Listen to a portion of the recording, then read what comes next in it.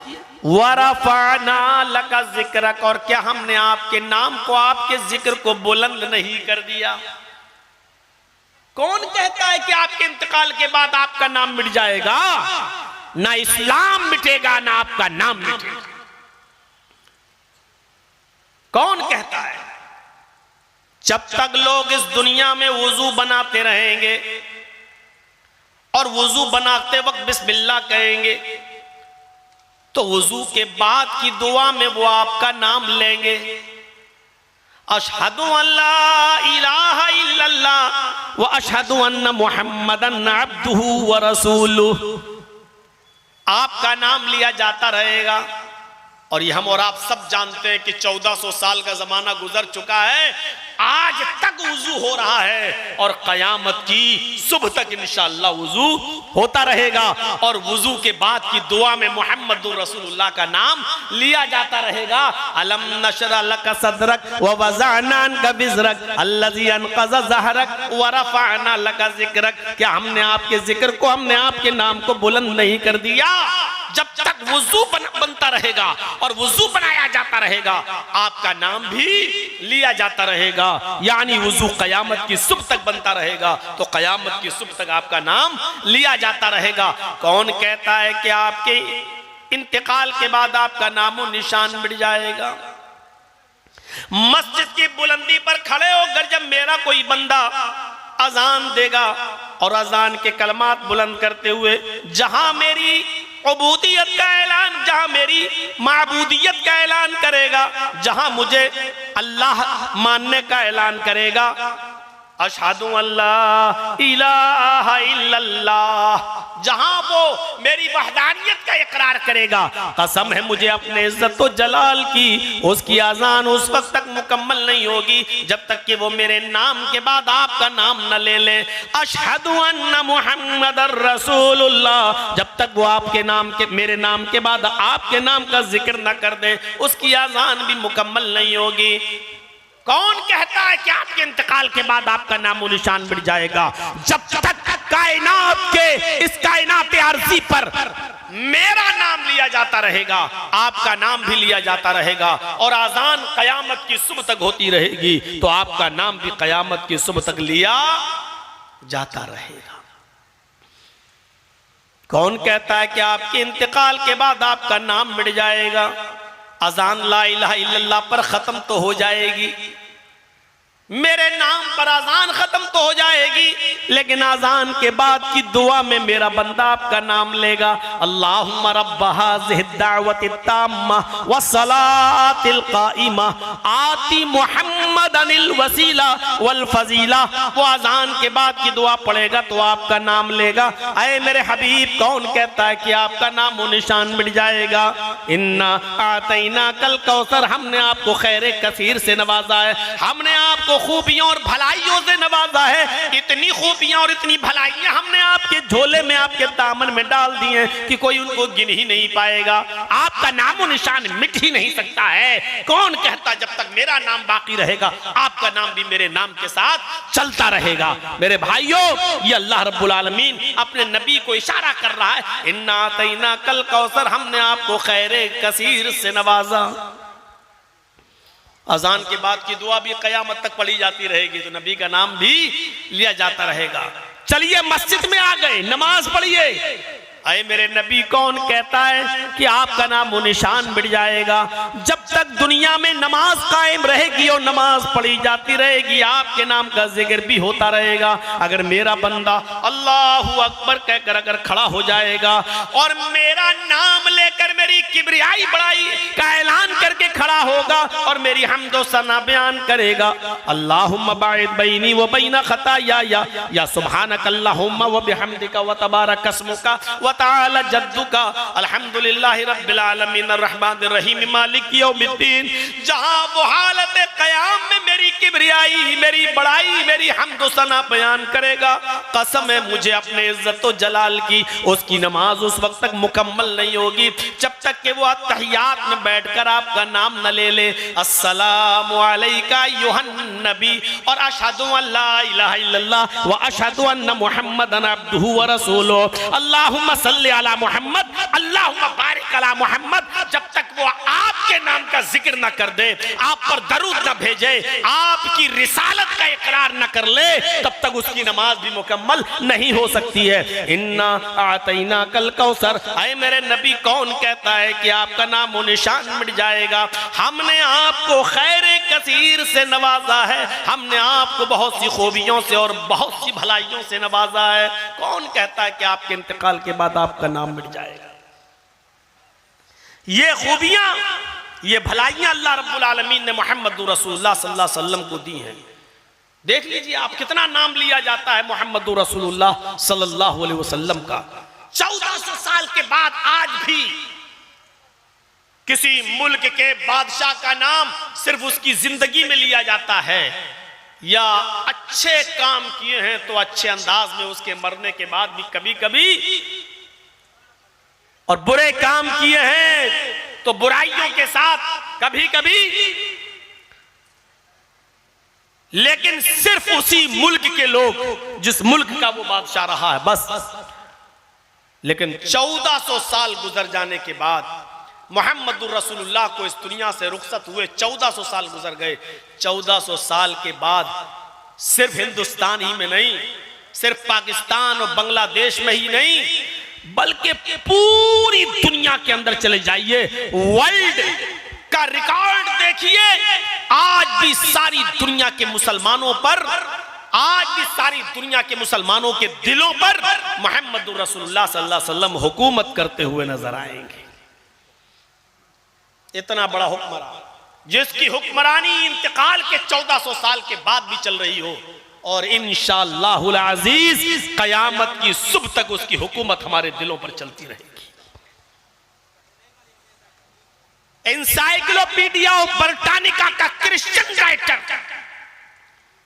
अपनी किताब के अंदर लिखता है, एनसाइक्लोपीडिया में लिखता है, एक लम्हा यानी एक सेकंड के लिए भी कोई वक्त ऐसा नहीं गुजरता जिस वक्त उस सेकंड में मोहम्मद रसूलुल्लाह का नाम न लिया जा रहा हो। इस वक्त हमारी घड़ी में 1:55 हो रहा है। इस वक्त भी दुनिया के किसी न किसी कोने में फजर की अजान का वक्त हो चुका होगा, किसी जगह पर जुहर का वक्त भी होगा, दुनिया के किसी खित्ते में इस वक्त असर भी हो रही होगी, और दुनिया के किसी खित्ते में इस वक्त मगरिब भी हो रही होगी, और कहीं ईशा भी हो रही होगी। यानी इस वक्त रात के 1:55 पर भी वहां अजानों में नबी अकरम का नाम लिया जा रहा होगा, अशहदु अन्ना मुहम्मदर रसूलुल्लाह। आधे मिनट के बाद फिर कहीं कायम हो रहा होगा, वहां नाम लिया जा रहा होगा, फिर 1 सेकंड के बाद कहीं और नाम अजान हो रही होगी, फिर 1 सेकंड के बाद कहीं और टाइम। एनसाइक्लोपीडिया ऑफ ब्रिटानिका का क्रिश्चियन राइटर कहता है 1 सेकंड भी ऐसा नहीं जाता कि वो सेकंड खाली हो जिसमें मोहम्मद रसूलुल्लाह का नाम न लिया जा रहा हो। वरफाना लका ज़िक्रक, हमने आपके जिक्र को इतना बुलंद कर दिया है, इतना बुलंद कर दिया है कि 1 सेकंड के लिए भी आपका नाम इस दुनिया में से गायब नहीं होता, आपका नाम खाली नहीं जाता, आपको याद न किया जाता हो, आपको हर वक्त हर सेकंड याद किया जा रहा है, आपका जिक्र बुलंद हो रहा है। आए मोहम्मद सल्लल्लाहु अलैहि वसल्लम, ये काफिरीने मक्का जो कह रहे कहने दो, हमने तो आपके जिक्र को इतना बुलंद कर दिया है कि जो तसव्वुर भी नहीं कर सकता, कोई सोच भी नहीं सकता। ये मकाम, ये मर्तबा दिया है अल्लाह तबारक व तआला ने मोहम्मद रसूलुल्लाह को। आइए एक और नाहिए से देखें, अल्लाह ताला ने अपने नबी जनाब मोहम्मद रसूलुल्लाह की शान में क्या कहा, आपकी पूरी जिंदगी को किस तरीके से हम तमाम मुसलमानों के लिए आइडियल और नमूना बनाते हुए अल्लाह रब्बुल आलमीन ने फरमाया, लक़द कान लकुम फी रसूलिल्लाहि उस्वतुन हसना, तुम्हारे लिए मोहम्मद रसूलुल्लाह सल्लल्लाहु अलैहि वसल्लम की जिंदगी एक बेहतरीन आइडियल है, बेहतरीन नमूना है। अल्लाह ने सिर्फ अपने नबी की जिंदगी को नमूना बनाया है। हम झगड़ते हैं नमाज कैसे पढ़ें, हम झगड़ते हैं रोजा कैसे रखें, हम झगड़ते हैं हज कैसे करें, हम झगड़ा करते हैं ज़कात कैसे दें। अल्लाह ने कहा कि नमाज और रोजे का झगड़ा तो छोड़ो, तुम्हें उठना भी वैसे पड़ेगा जैसे हमारे नबी उठते थे, तुम्हें बैठना भी वैसे पड़ेगा जैसे हमारे नबी बैठते थे, तुम्हें सोना भी वैसे पड़ेगा जैसे हमारे नबी सोते थे, तुम्हें खाना भी वैसे पड़ेगा जैसे हमारे नबी खाते थे, तुम्हें चलना भी वैसे पड़ेगा जैसे हमारे नबी चलते थे। तुम्हारा उठना, बैठना, लेटना, सोना, जागना, खाना, पीना, शादी, ब्याह, जिंदगी के तमाम मामलात, जब तक तुम उसमें हमारे नबी, हमारे रसूल की जिंदगी को आइडियल और मॉडल नहीं मानोगे, हम तुम्हारी इबादत को कबूल नहीं करेंगे। हम झगड़ रहे नमाज कैसे पढ़े, वो कहता है ऐसे पढ़ो जैसे मेरे मौलवी ने पढ़ी, वो कहता है ऐसे पढ़ो जैसे हमारे इमाम ने पढ़ी, वो कहता है ऐसे पढ़ो जैसे हमारे पीर ने पढ़ी। और अल्लाह के रसूल कहते हैं सल्लू कमा राअयतुमूनी उसल्ली, वैसे पढ़ो जैसे तुम मुझे देखते हो नमाज पढ़ते हुए। और अल्लाह ने कहा लक़द काना लकुम फी रसूलिल्लाहि उस्वतुन हसना, हमने तुम्हारे लिए मोहम्मद रसूलुल्लाह की जिंदगी को आइडियल बनाया है। तुम नमाज और रोजे की बात करते हो, तुम्हें लैट्रीन और पेशाब और पायखाना भी वैसे करना है जैसे हमारे नबी जनाब मोहम्मद रसूलुल्लाह ने सिखाया है। तुम इतनी बड़ी बड़ी इबादतों की बात करते हो, हम तो लैट्रीन जैसी एक मामूली चीज भी वैसे चाहते हैं जैसे तुम्हें हमारे नबी जनाब मोहम्मद रसूलुल्लाह ने बताई है। जिंदगी के हर गोशे में, जिंदगी के हर शोबे के लिए तुम्हारे लिए आइडियल और मॉडल और नमूना है जनाब मोहम्मद रसूलुल्लाह सल्लल्लाहु अलैहि वसल्लम। मौलाना साहब बात तो आपकी बहुत सही है, बात तो सही कर रहे हैं, सबके हलक में उतर रही है, लेकिन सुबह उठेंगे फिर कहेंगे ओह कुरान समझना हमारे बस की बात नहीं है। कुरान डायरेक्ट हम कैसे समझ सकते हैं? अल्लाह के बंदो, अगर मुसलमान होकर ऐसे जुमले बोलोगे तो फिर गैर मुस्लिमों को तबलीग कैसे करोगे? तुम तो पैदा ही अपने लिए नहीं दूसरों के लिए हुए थे।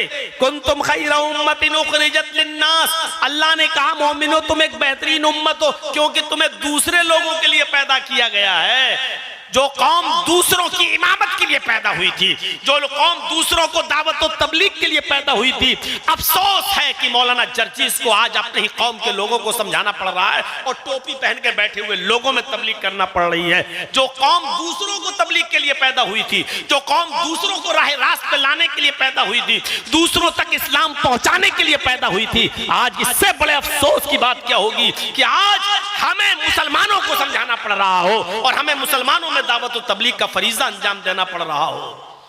भाई ये डिस्टर्ब खत्म हो जाए तो बता दीजिएगा। लोग तुम्हारे हेलीकॉप्टर को देखेंगे और इसको देखेंगे कि तक़रीर सुनेंगे।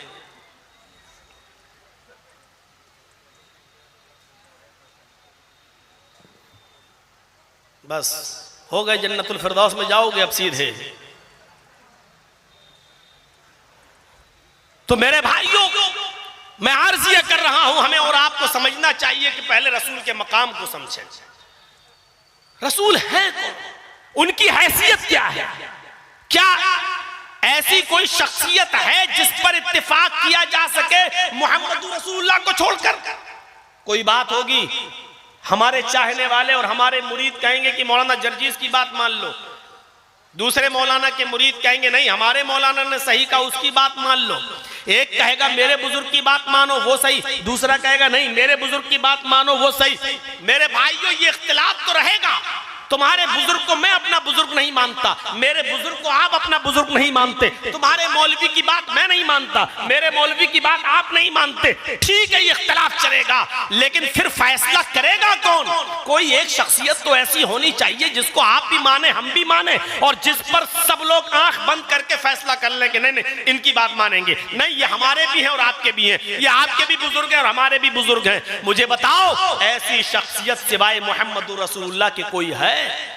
क्या कोई कह सकता है कि मोहम्मद रसूलुल्लाह तुम्हारे हमारे? नहीं मेरे भाइयों, दुनिया में कोई ऐसा नहीं, ना हनफी ना मालिकी ना शाफई ना मालिकी ना हम्बली ना शाफई ना अहले हदीस ना बरेलवी ना शिया ना सुन्नी, सब लोग इस बात को मानते हैं कि हम मोहम्मद रसूलुल्लाह सल्लल्लाहु अलैहि वसल्लम की बात सराखों पर उनकी बात को माना जाएगा, वो हमारे भी बुजुर्ग हैं। तो एक शख्सियत, वही तो मैं कह रहा हूं कि पहले इस मकाम को समझो कि बात मानी किसकी जाएगी।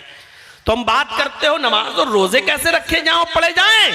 हमने तो उठना बैठना लेटना सोना जागना खाना पीना हंसना खेलना कूदना यहां तक के पेशाब व पायखाना शादी और ब्याह जिंदगी के हर शोबे में हमने तुम्हारे लिए मोहम्मद रसूलुल्लाह सल्लल्लाहु अलैहि वसल्लम को आइडियल बना दिया है।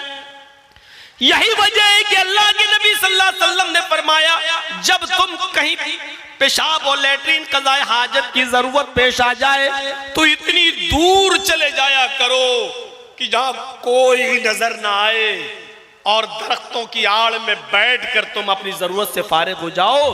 और फिर आपने फरमाया कि तुम में से कोई भी शख्स कम से कम 3 पत्थर यानी 3 मिट्टी के ढेले या पत्थर से कम में इस्तंजा ना करे, पेशाब और लेटरिन न करे, कम से कम 3 पत्थर होना चाहिए, 3 ढेले। तो इस जब हजरत सलमान फारसी ने नबी अकरम सल्लल्लाहु अलैहि वसल्लम की इस हदीस का जिक्र जब किया और लोगों को बताया कि हमारे नबी ने फरमाया, तो यहूदियों ने कहा था कि आए सलमान, क्या इतनी जाहिल कौम मिली है तुम्हारे नबी को जो पेशाब और पायखाना करने का तरीका भी नहीं जानती? इतनी अज्जड़ कौम मिली है तुम्हारे नबी को जिसको पेशाब और पायखाना करने का तरीका भी बताया जा रहा है कि वो कम से कम 3 पत्थर इस्तेमाल कर लें। तो हजरत सलमान फारसी ने इसका जवाब देते हुए कहा था, अल्हम्दुलिल्लाह, अल्लाह का शुक्र है आए यहूदियों, तुम अपनी माँ के पेट से ये सब सीख कर नहीं आए थे। तुम जब बड़े होते गए तो तुम्हारी माँ तुम्हें बताती गई, बेटा ऐसे बैठो, बेटा ऐसे इस हाथ का इस्तेमाल करो, इस हाथ से बर्तन पकड़ो।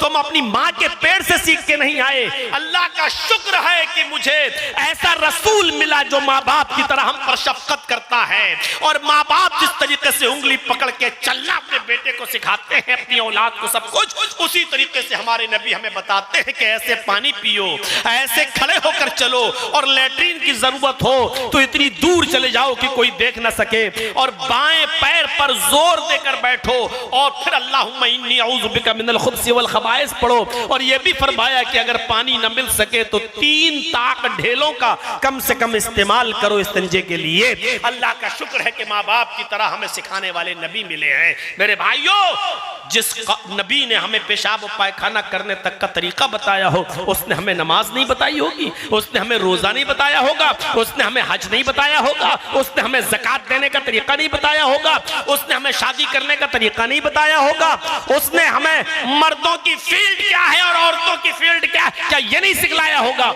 हमें और आपको सोचना चाहिए। लक़द काना लकुम फी रसूलिल्लाहि उस्वतुन हसना, ऐ मेरे हबीब, ऐ लोगों, हमने तुम्हारे लिए मोहम्मद रसूलुल्लाह सल्लल्लाहु अलैहि वसल्लम की जिंदगी में बेहतरीन आइडियल रखा है, नमूना रखा है। कयामत के दिन अल्लाह ये नहीं पूछेगा जोहर की 10 पढ़ी थी कि 12 पढ़ी थी।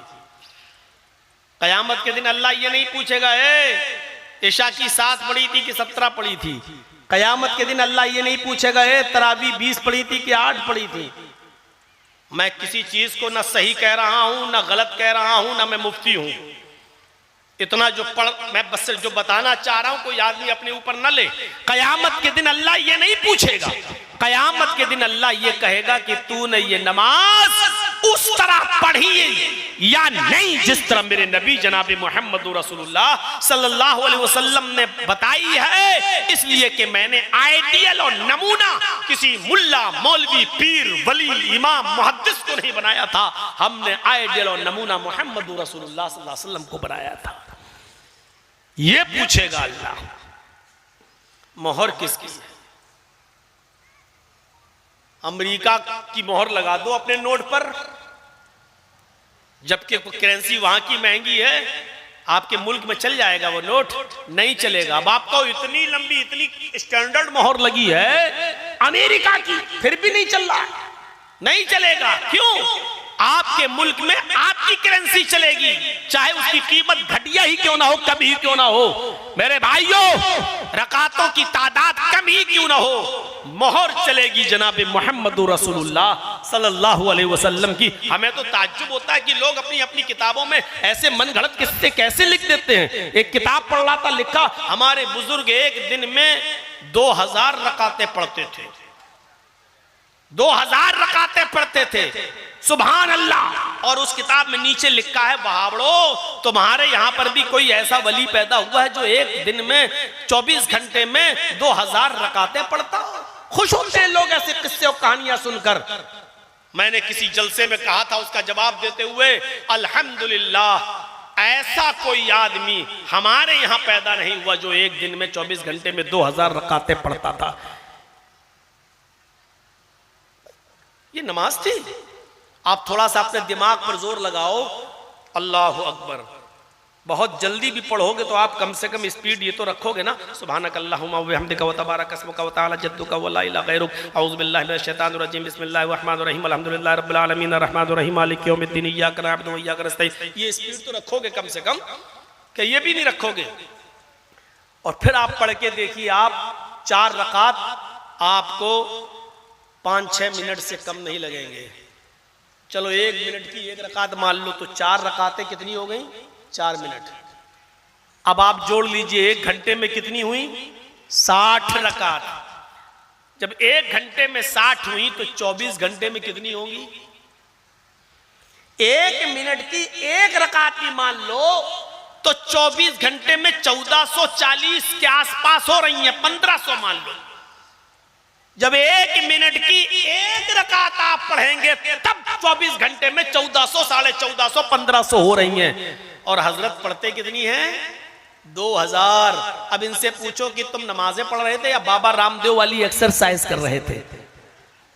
जैसे बाबा रामदेव पेट हिलाता, 1 2 3, ये रकातें तुम्हारी थी। कौन सी नमाज तुम पढ़ रहे थे? और नीचे लिखा, वहाबड़ो क्या ऐसा वली तुम्हारे यहां पर भी पैदा हुआ? अल्हम्दुलिल्लाह ऐसा खुराफाती वली तुम्हें मुबारक हो, हमें अहले हदीसों को नहीं। तुम लो इसको अपनी पॉकेट में रखो, संभाले रहो इसको। और वो भी 1440 रकातें कब होंगी? जब 1 मिनट की 1 रकात मानोगे। कब होंगी? जब हमारे बाबा लैट्रीन न करने जाते हो तब। अगर लैट्रीन करने गए तो 10 रकातें कम कर लो, 10 मिनट तो लगेंगे। खाना खाने अगर बैठ गए, 10 मिनट खाना खाने में लग गया तो 10 रकातें और कम कर लो। और 24 घंटे में अगर 2 घंटा भी सोया होगा, 2 घंटा कम से कम, तो 120 रकातें तब कम कर लो। मेरे भाइयों, हर मिनट पर 1 रकात कम करते जाओ तो वो भी नहीं हो रही। 24 घंटे में 1440 रकातें तब होंगी जब पेशाब छोड़ो, लैट्रीन छोड़ो, और जो है सोना छोड़ो, खाना छोड़ो, पीना, सारी चीजें छोड़ो, तब जाकर 1440 रकातें हो रही हैं। मेरे भाइयों, आप अंदाजा लगाइए हम और आपका किन लोगों को फॉलो कर रहे हैं। इसीलिए अल्लाह के नबी जानते थे, अल्लाह ताला के ने जो आपको इल्म दिया था उसके एतबार से, तो आपने फरमाया सल्लू कमा रायतुमूनी उसल्ली। नमाज वैसे मत पढ़ना जैसे और लोग पढ़ते हो मनमानी, नमाज वैसे पढ़ना जैसे तुम मुझे देखते हो नमाज पढ़ते हुए, जैसे तुम मुझे देखते हो नमाज। तो आइडियल और मॉडल कौन है? मोहम्मद रसूलुल्लाह सल्लल्लाहु अलैहि वसल्लम। और कयामत तक रसूल की जिंदगी हमारे लिए आइडियल रहेगी। इसका मतलब यह है कि कयामत तक मोहम्मद रसूलुल्लाह का नाम भी बुलंद रहेगा। आइए एक और आयत पढ़ रहा हूं, देखिए। अल्लाह तबारक व तआला ने मोहम्मद रसूलुल्लाह सल्लल्लाहु अलैहि वसल्लम की इत्तिबा करने का हुक्म भी दिया, बल्कि अल्लाह ताला ने नबी की इत्तिबा को अपनी मोहब्बत से जोड़ लिया है। अल्लाह ने डायरेक्ट ये नहीं कहा कि मुझसे मोहब्बत करो। अल्लाह ने कहा अगर मेरी मोहब्बत चाहते हो, अगर तुम ये चाहते हो कि अल्लाह तुमसे मोहब्बत करे, तो तुम्हारे लिए जरूरी है कि तुम मेरे नबी जनाबे मोहम्मद रसूलुल्लाह की इत्तिबा करो। इत्तिबा दलील क्या है? कुल इन कुंतुम तुहिब्बूनल्लाह फत्तबिऊनी युहिब्बुकुमुल्लाह। कुल, ऐ नबी फरमा दीजिए, कुल ऐ नबी कह दीजिए, इन कुंतुम तुहिब्बूनल्लाह, अगर तुम अल्लाह से मोहब्बत करना चाहते हो, इन कुंतुम तुहिब्बूनल्लाह, अगर तुम अल्लाह से मोहब्बत करना चाहते हो, फत्तबिऊनी, तो पहले मेरी इत्तिबा करो। और सुनो अल्लाह ताला ने कितना बड़ा मकाम बताया है अपने नबी मोहम्मद रसूलुल्लाह का। कहा अगर तुम अल्लाह से मोहब्बत करना चाहते हो, यानी अल्लाह ने अपनी मोहब्बत का मायार ही ये बताया है कि रसूलुल्लाह से की इत्तिबा करो। कुल इन कुंतुम तुहिब्बूनल्लाह, अगर तुम अल्लाह से मोहब्बत करना चाहते हो फत्तबिऊनी, तो पहले मेरी इत्तिबा करो। इत्तिबा का मतलब नक्शे कदम पर चलो, मेरी इत्तिबा करो। और जब तुम मेरी इत्तिबा करोगे तो इसका रिजल्ट क्या होगा, इसका नतीजा क्या निकलेगा, युहिब्बुकुमुल्लाह। जब तुम मेरी इत्तिबा करोगे तो अल्लाह भी तुमसे मोहब्बत करने लगेगा।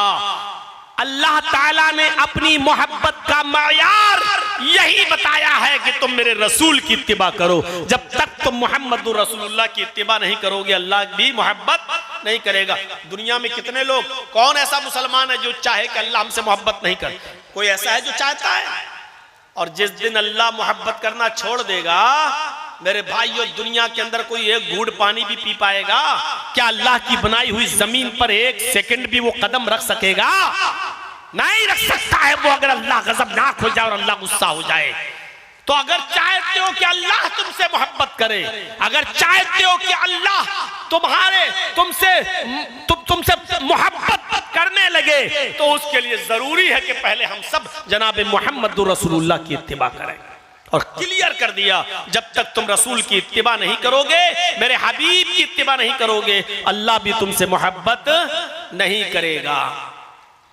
अल्लाह के रसूल सल्लल्लाहु अलैहि वसल्लम ने अपनी इताअत को दुखूल जन्नत का सबब बताया है।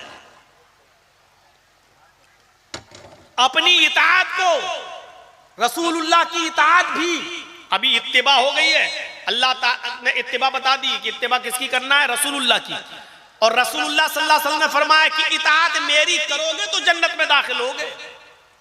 इताअत, जो मैंने कह दिया वो करो, हर हाल में करना है। अगर मिन हैसुर रसूल हमने तुम्हें कुछ दिया है तो उसको लेना है, हर हाल में करना है। अल्लाह के नबी सल्लल्लाहु अलैहि वसल्लम ने फरमाया कि अगर तुम जन्नत में जाना चाहते हो, दुखूल जन्नत चाहते हो, जन्नत में एंट्री चाहते हो, तो पहले मेरी इताअत करो। बुखारी उठाइए, किताबुल एतिसाम बिल किताब व सुन्नाह का चैप्टर खोलिए और किताबुल एतिसाम बिल किताब व सुन्नाह के अंदर ये हदीस पूरी पढ़ जाइए। हजरत अबू हुरैरा इस हदीस के रावी हैं। वअन अबी हुरैरा रज़ियल्लाहु तआला अन्हु अन्ना रसूलुल्लाह सल्लल्लाहु अलैहि वसल्लम क़ाल कुल्लु उम्मती यदखुलूनल जन्नत इल्ला मन अबा क़ालू मन याबा या रसूलल्लाह क़ाल मन अतानी दखलल जन्नत व मन असानी फ़क़द अबा। अल्लाह के नबी सल्लल्लाहु अलैहि वसल्लम फरमाते हैं मेरी पूरी की पूरी उम्मत जन्नत के अंदर दाखिल होगी।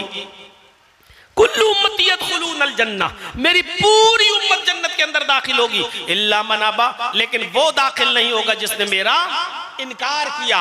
ऐसा कौन शख्स है जो अल्लाह के रसूल का इनकार कर दे? मुसलमान भी हो, कलमा भी पढ़ता और इनकार भी करे। अल्लाह के नबी सल्लल्लाहु अलैहि वसल्लम फरमाते हाँ, ऐसे लोग मेरी उम्मत में होंगे जो मेरा इनकार करेंगे, मुझे मानेंगे भी और इनकार करेंगे। उनकी दो क्वालिटी होगी, एक शख्स वो होगा जो मुझे मानने का दावा करेगा और इताअत भी करेगा, और एक शख्स वो होगा जो मुझे सिर्फ मानेगा लेकिन मेरी बात नहीं मानेगा, मेरी बात का इनकार करेगा, मेरी बात नहीं तस्लीम करेगा। फरमाया मन अतानी दखलल जन्नह, जिसने मेरी इताअत की वो जन्नत के अंदर दाखिल होगा।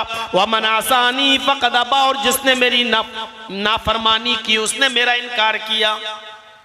रसूलुल्लाह की नाफरमानी करने वाला रसूल को मानता ही नहीं है, रसूलुल्लाह का नाफरमान रसूल का इनकार कर रहा है। अल्लाह के नबी ने फरमाया मन अतानी दखलल जन्नत, जो मेरी इताअत करेगा वो जन्नत में दाखिल होगा। हजरत जुलैबीब का वाकया सुने हैं आपने? जुलैबीब जिनकी शक्ल सूरत बड़ी कबीह, बड़े काले कलूटे, जहां से रिश्ता आता, एक मर्तबा लड़की जब जुलैबीब को देखती तो कहती नहीं हम नहीं करेंगे इनसे शादी, रिश्ता टूट जाता। अल्लाह के नबी सल्लल्लाहु अलैहि वसल्लम ने जुलैबीब की हालत देखी तो सोचा कि जुलैबीब का निकाह होना चाहिए। इस्लाम लाने के बाद शक्ल सूरत की कोई हैसियत नहीं, छोटे बड़े की कोई हैसियत नहीं, काले गोरे की कोई हैसियत नहीं, अमीर व गरीब की कोई हैसियत नहीं। आपने एक लेटर लिखवाया और वो लेटर मदीने के इंतहाई कोने में एक अंसारी सहाबी को दिया। उनकी एक लड़की थी बहुत खूबसूरत, हसीनो जमील, जुलैबीब को वो लेटर देकर भेजा कि आए जुलैबीब, इस लेटर को ले जाओ और उस अंसारी सहाबी को दे देना, उसके घर को दस्तक देना। अगर सहाबी बाहर निकले, अंसारी बाहर निकले तो उसको मेरा सलाम अर्ज करना और ये लेटर दे देना। वो लेटर पढ़ेंगे और अपनी बेटी का निकाह तुम्हारे साथ कर देंगे। जुलैबीब उस लेटर को लेकर जाते हैं, उस खत को लेकर जाते हैं और मदीने के उस कबीले में, उस गांव में पहुंचते हैं। उस अंसारी का मकान पूछते हैं, दरवाजे को दस्तक देते हैं, अंसारी बाहर निकलता है। हजरत जुलैबीब ने सलाम किया, उन्होंने जवाब दिया, फिर कहा कि अल्लाह के नबी सल्लल्लाहु अलैहि वसल्लम ने आपको सलाम कहा है और ये खत दिया है।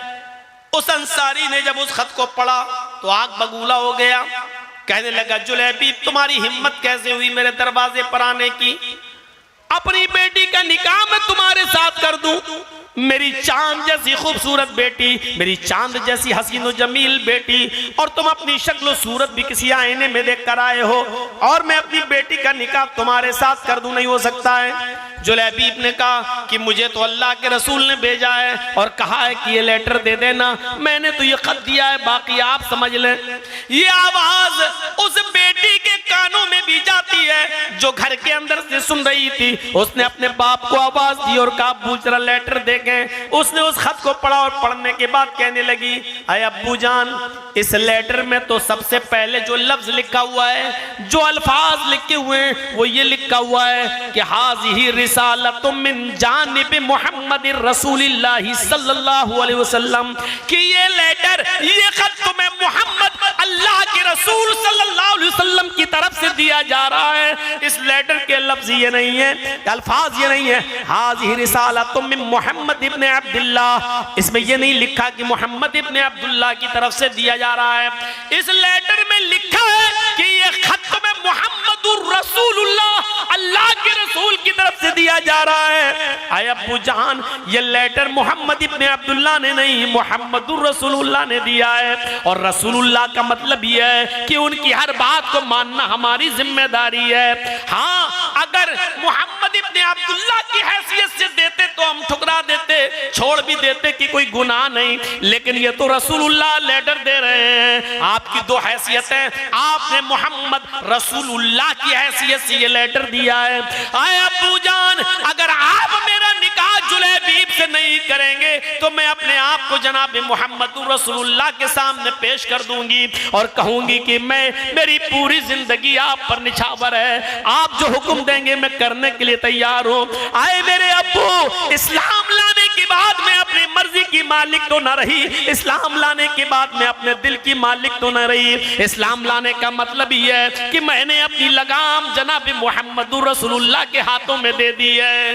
बाप ने जब अपनी बेटी का ये जुमला सुना तो कहने लगा, बेटी जरा उसकी शक्ल सूरत तो देख, जरा उसके चेहरे की तरफ तो देख। लड़की ने जो जवाब दिया वो उर्दू के किसी शायर ने नकल कर किया है इस अंदाज में कि जब बाप ने कहा कि बेटी जरा इसकी शक्ल सूरत तो देख, जरा इसके चेहरे पर नजर तो डाल, तो लड़की कहने लगी, न आने वाले को देख, न जाने वाले को देख, न आने वाले को देख, न जाने वाले को देख, देखना ही है तो खत के भेजने वाले को देख। माना कि शक्ल है इसकी बदसूरत, माना कि शक्ल है इसकी बदसूरत और जिस्म है इसका मांद, मगर खत का भेजने वाला तो है 14वीं का चांद। गोया कि बेटी ने इस अंदाज में अपने बाप को समझाया और बाप अपनी बेटी को लेकर मोहम्मदुर रसूलुल्लाह के पास आए। पूरा वाक़या ज़ादुल माद में पढ़ लीजिएगा। अल्लामा इब्न क़य्यिम ने लिखा है कि फिर अल्लाह के रसूल ने उस बेटी का निकाह जुलैबीब से कर दिया और जुलैबीब के निकाह के बाद इस लड़की के साथ खैर व बरकत के दरवाजे खुल गए। तो उस जमाने की हमारी बेटियां इस तरीके की हुआ करती थी कि अपने आप को अल्लाह के रसूल सल्लल्लाहु अलैहि वसल्लम के हुक्म के ताबे कर दिया करती थी। इस तरीके की इताअत का जज्बा था। ये हम इताअत करेंगे।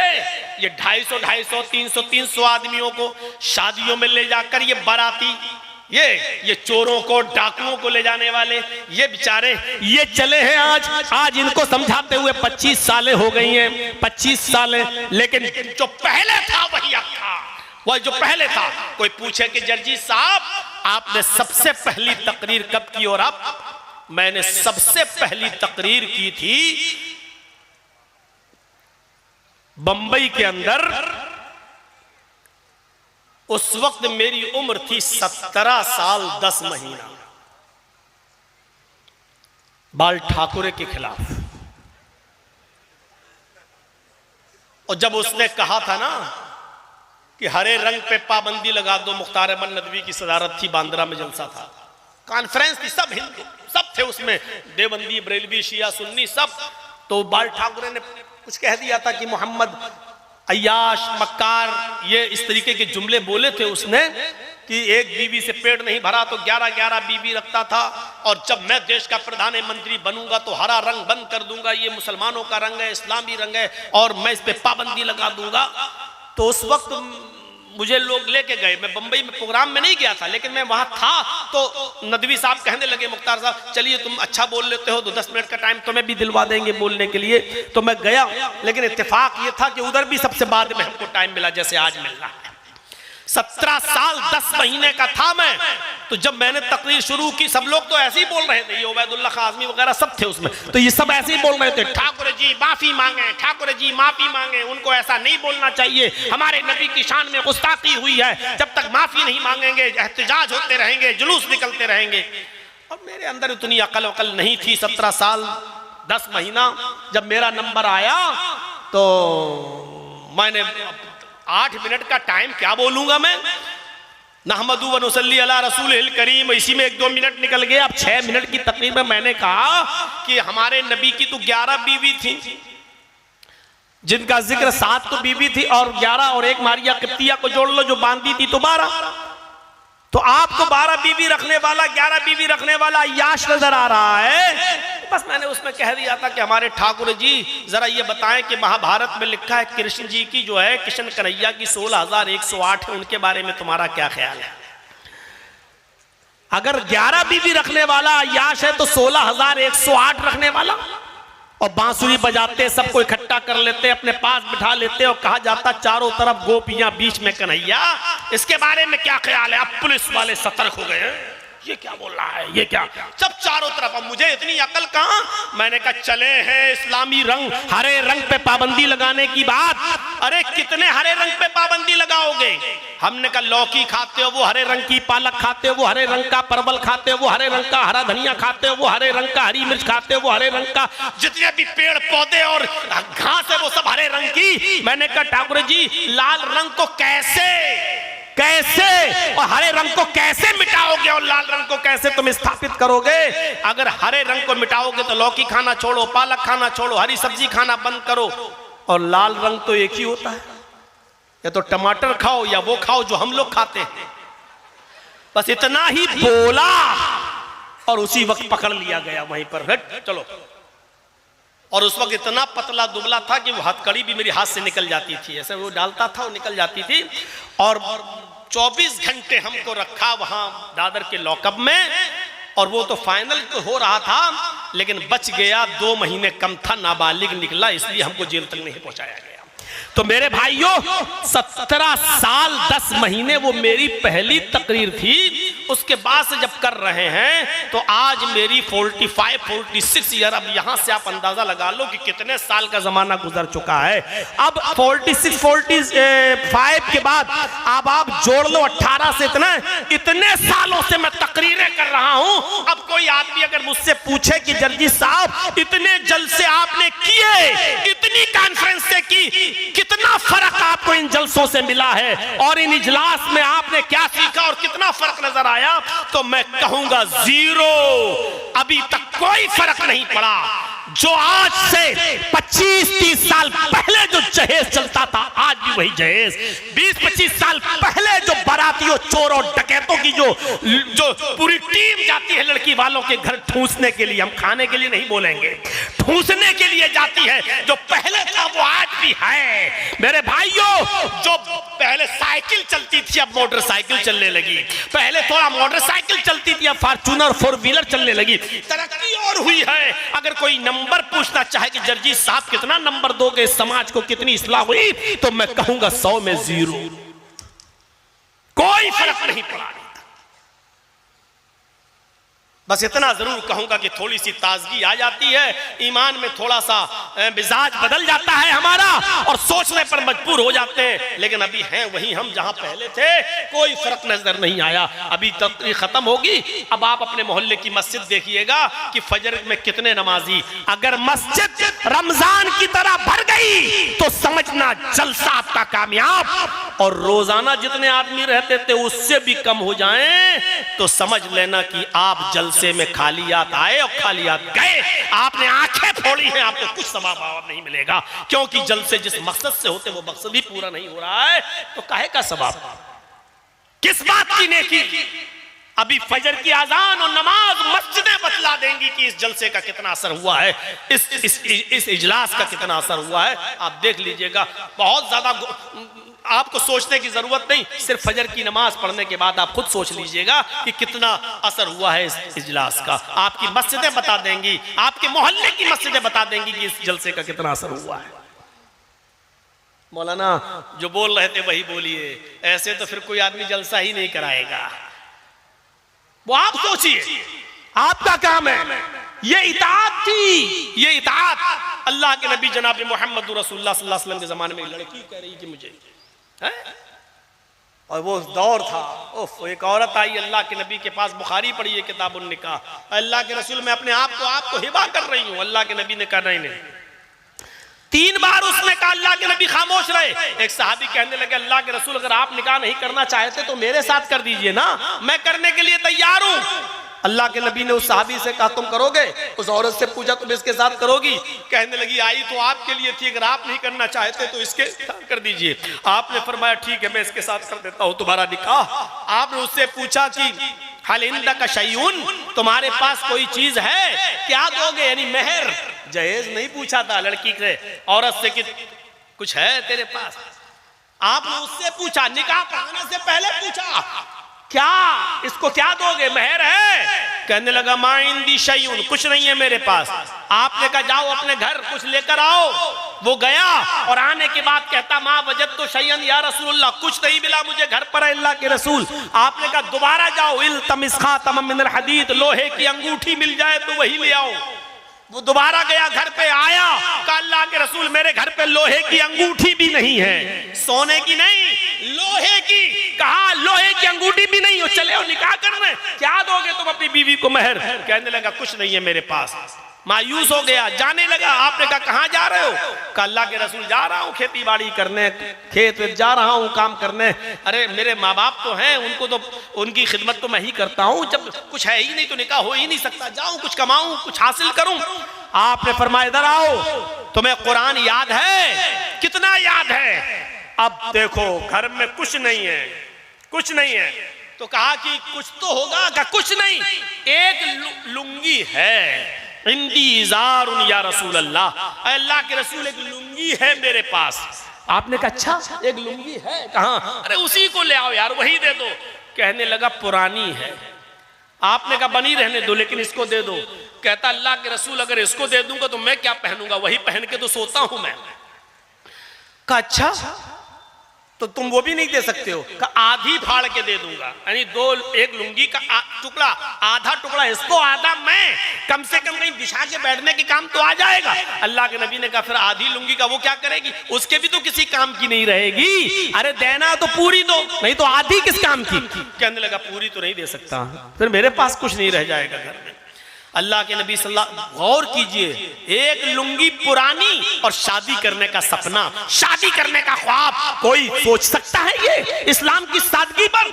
अल्लाह के नबी ने कहा अच्छा ये बताओ कुरान कितना याद है? कहने लगा सूरह हमें हाका याद है, सूरह मुल्क याद है, सूरह हश्र याद है, सूरह दहर याद है, सूरह कयामा याद है, सूरह नबा याद है।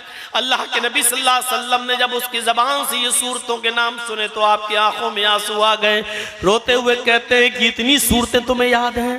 फरमाया हाँ। कहिए तो मैं सुनाऊं। अल्लाह के नबी ने फरमाया क्या यही सूरतें तू अपनी होने वाली बीवी को सिखा देगा? क्या यही सूरतें तू अपनी होने वाली बीवी को याद करा देगा? कहने लगा जी। आपने उस औरत से पूछा कि तेरे शौहर के पास होने वाले कुछ नहीं है, एक लोहे की अंगूठी भी नहीं है, कुरान की इन्हीं सूरतों को मैं मेहर बना देता हूं, क्या तू माल के बदले इन सूरतों को मेहर में कबूल करती है? उसने कहा अल्लाह के रसूल, जिस लड़की के, जिस औरत के निकाह में कुरान की सूरतें मेहर बन जाएं, उससे ज्यादा बाबरकत और पाकीज़ा निकाह किसका हो सकता है? मुझे मंजूर है। अल्लाह के नबी सल्लल्लाहु अलैहि वसल्लम ने वहीं बैठे बैठे निकाह कर पढ़ा दिया। चूंकि उस औरत का वली कोई नहीं था, क्योंकि उसके बाप इंतकाल कर चुके थे, इसलिए अल्लाह के रसूल खुद काजी की हैसियत से आप उसके वली बन गए और आपने उस औरत को वहीं से रुखसत कर दिया। न चोरों का पता, न बारातियों का पता, न डकैतों का पता, न हल्दी का पता, न मलीदे का पता, न उबड़ने का पता, मेरे भाइयों, न जहेज का पता। और आज 1400 साल के बाद भी सादा शादी के तस्करे मौलवी जर्जीस आपकी महफिल में कर रहा है। मुझे बताओ, अडानी ने अपनी बेटी की शादी की है, उसका जिक्र कितने दिन चला? ज्यादा से ज्यादा 1 महीना 2 महीना। उसके बाद आज अडानी के उस शादी को जो उसने अपने बेटे की थी, और करोड़ों रुपया, अरबों रुपया खर्च कर दिया, आज उसका जिक्र कोई करने वाला नहीं है। लेकिन इस सादगी के साथ होने वाले निकाह का जिक्र 1400 साल के बाद की महफिल में हो रहा है और कयामत तक होता रहेगा। मेरे भाइयों, अल्लाह के रसूल सल्लल्लाहु अलैहि वसल्लम की इताअत करो। और अल्लाह ताला ने फरमाया, अल्लाह के नबी ने फरमाया, मन अतानी दखलल जन्नह, जो मेरी इताअत करेगा वो जन्नत में दाखिल होगा। व मन आसानी फकत अबा, और जिसने मेरी नाफरमानी की उसने मेरा इनकार कर दिया। मेरे भाइयों, यहां से हमें और आपको सोचना पड़ेगा कि अल्लाह ताला ने क्या मकाम दिया। रसूल की इताअत को दुखूल जन्नत का जरिया बना दिया, सबब बना दिया। रसूल की इताअत करोगे तो जन्नत में दाखिल होगे, यानी जन्नत का दाखिला हमें तभी मिलेगा जब हम रसूल की इताअत करेंगे। दुनिया में कितने पैगंबर आए? 1 लाख, 1.25 लाख, 1.5 लाख, 1,24,000 जो कही जाती है। कोई फिक्स गिनती नहीं बताई गई हदीस में, और जिसमें बताई गई वो हदीस सही नहीं है। मेरे भाइयों, जरा हम अंदाजा लगाएं, इतने नबियों में ये मकाम और ये मर्तबा सिर्फ मोहम्मद रसूलुल्लाह सल्लल्लाहु अलैहि वसल्लम को मिला कि अल्लाह ताला ने अपने पास बुलाया और मेराज की दौलत से माला माल किया, आसमानों की सैर कराई। मोहम्मद रसूलुल्लाह से पहले किसी ने भी आसमानों की सैर नहीं की। कुरान पढ़िए, सुब्हानल्लज़ी असरा बिअब्दिही लैलन मिनल मस्जिदिल हराम इलल मस्जिदिल अक़सा। सुब्हानल्लज़ी असरा बिअब्दिही लैलन मिनल मस्जिदिल हराम इलल मस्जिदिल अक़सा। बाबरकत है वो जात जो ले गई अपने बंदे मोहम्मद रसूलुल्लाह सल्लल्लाहु अलैहि वसल्लम को रातों ही रात मस्जिद हराम से बैतुल मक़दिस तक।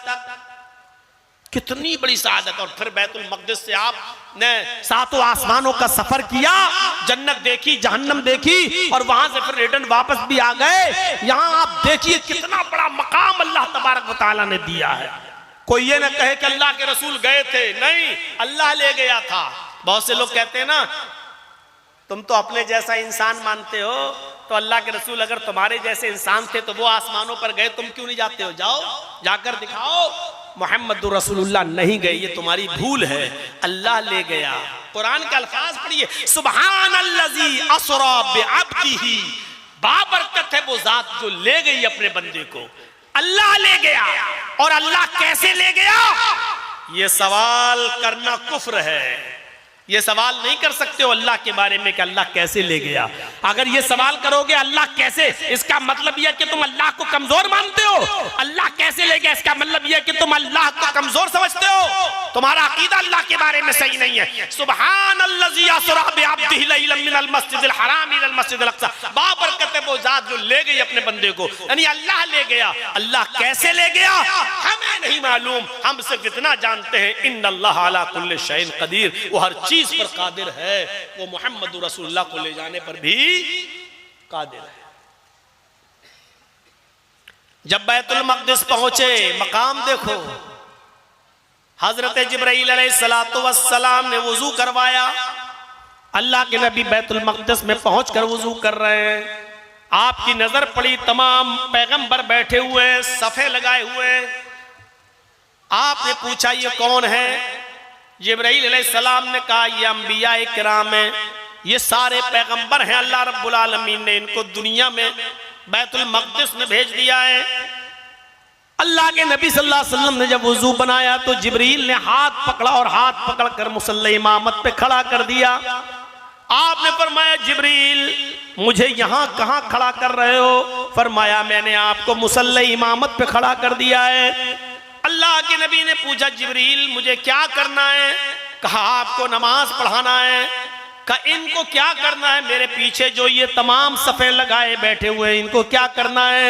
जवाब दिया आए मोहम्मद सल्लल्लाहु अलैहि वसल्लम इनको आपके पीछे नमाज पढ़ना है। अल्लाह के नबी खड़े हो गए और आपने इमामत की और तमाम नबियों ने आपके पीछे नमाज पढ़ी। सारे पैगंबरों ने मोहम्मद रसूलुल्लाह सल्लल्लाहु अलैहि वसल्लम के पीछे नमाज पढ़ी। आपने बैतुल मक़दिस में 2 रकात नमाज पढ़ाई। सारे पैगंबरों ने आपके पीछे 2 रकात नमाज अदा की। मेरे भाइयों ये नमाज पढ़ाना मकसद नहीं था और अंबियाए किराम का नबी के पीछे नमाज पढ़ना मकसद नहीं था, बल्कि पूरी दुनिया को ये मैसेज देना था, पूरी दुनिया को ये पैगाम देना था कि लोगों अब किसी पीर के झगड़ा खड़ा मत करना, किसी इमाम पे झगड़ा खड़ा मत करना। नमाज कैसे पढ़ो, किस इमाम के तरीके पर पढ़ो, किस मौलवी के तरीके पे पढ़ो, किस पीर के तरीके पे पढ़ो, ये झगड़ा खड़ा मत करना। हमने तुम्हें वो इमाम दिया है जो सारे पैगंबरों का इमाम है, हमने तुम्हें वो नबी दिया है जो सारे अंबिया का इमाम है और जिसके पीछे सारे पैगंबरों ने नमाज पढ़ ली। जब सारे नबी जिसकी इक्तिदा में नमाज पढ़ सकते हैं तो उस नबी को तुम अपना नबी क्यों नहीं मान सकते हो? जब सारे नबियों ने और रसूलों ने उसको अपना नबी मान लिया, अपना इमाम मान लिया है, तो फिर तुम्हें भी उनको अपना इमाम मानना होगा। अब इमामत में झगड़े खड़े मत करना। तुम्हारा सबसे बड़ा इमाम इमाम कायनात मोहम्मद रसूलुल्लाह सल्लल्लाहु अलैहि वसल्लम है। मेराज की रात ये मैसेज दिया गया, ये पैगाम दिया गया, कोई तुम्हारा बुजुर्ग नहीं है, बुजुर्ग मोहम्मद रसूलुल्लाह है। तुम्हारा कोई इमाम नहीं है, इमाम मोहम्मद रसूलुल्लाह सल्लल्लाहु अलैहि वसल्लम है।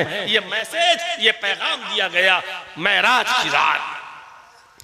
सुब्हानल्लज़ी असरा बिअब्दी लैलन मिनल मस्जिदिल हराम इलल मस्जिदिल अक़सा। अंदाजा लगा सकते हैं आप, गौर करेंगे आप, ये मकाम मिला है मोहम्मदुर रसूलुल्लाह सल्लल्लाहु अलैहि वसल्लम को। और एक मकाम ये मिला मेरे भाइयों कि अल्लाह ताला ने सारी कायनात के लिए, पूरी दुनिया के लिए मोहम्मदुर रसूलुल्लाह को रसूल बनाया। इससे पहले जितने भी नबी से पहले जितने भी नबी आए वो पूरी कायनात के लिए नहीं आए, सिर्फ अपनी कौम के लिए या अपने कबीले के लिए आए। और मोहम्मदुर रसूलुल्लाह को अल्लाह ने क्या मकाम दिया? सारी कायनात के लिए। वमा अरसलनाका इल्ला काफ़तन लिन्नासी बशीरन व नज़ीरा। वमा अरसलनाका इल्ला काफ़तन लिन्नासी बशीरन व नज़ीरा। आए मोहम्मद सल्लल्लाहु अलैहि वसल्लम, हमने आपको सारी कायनात के लिए खुशखबरी देने वाला और अल्लाह के अजाब से डराने वाला बनाकर भेजा। इतना बड़ा मकाम सारी कायनात के लिए मोहम्मद को अल्लाह का रसूल, अल्लाह का पैगंबर बनाया गया सल्लल्लाहु अलैहि वसल्लम। खुशखबरी देने वाला और डराने वाला बनाकर भेजा गया है। हजरत ईसा अलैहिस्सलाम ने भी अपनी कौम को यही कहा था। क्या कहा था? वइज़ क़ाल ईसा इब्नु मरियम या बनी इस्राईल इन्नी रसूलुल्लाहि इलैकुम मुसद्दिक़न लिमा बैना यदैया मिनत तौरात व मुबश्शिरन बिरसूलिन याती मिन बाद इस्मुहु अहमद। ईसा अलैहिस्सलाम ने कहा मेरी कौम के लोगों, आए इस्राईल के बेटो, आए बनी इस्राईल, मैं तुम्हारी तरफ अल्लाह का रसूल बनाकर भेजा गया हूँ, सिर्फ बनी इस्राईल के लिए। या बनी इस्राईल इन्नी रसूलुल्लाहि इलैकुम, मैं तुम्हारी तरफ अल्लाह का रसूल बनाकर भेजा गया हूँ, सिर्फ अपनी कौम के लिए।